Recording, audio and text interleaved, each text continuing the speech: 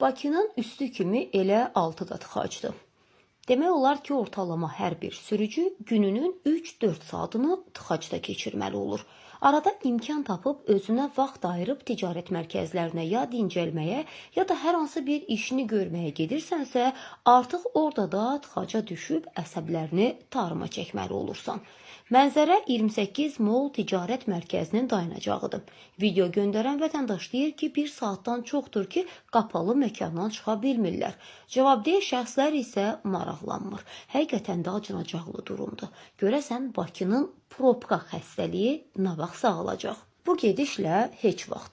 28 Mall rəhbərliyinə gəlincə isə vətəndaşlara hücum çəkib yaranan problemi işıqlandırmağa mane olmaqdansa, gördüyünüz mənzərəyə necə deyərlər, bir əncam çəksələr yaxşı olardı.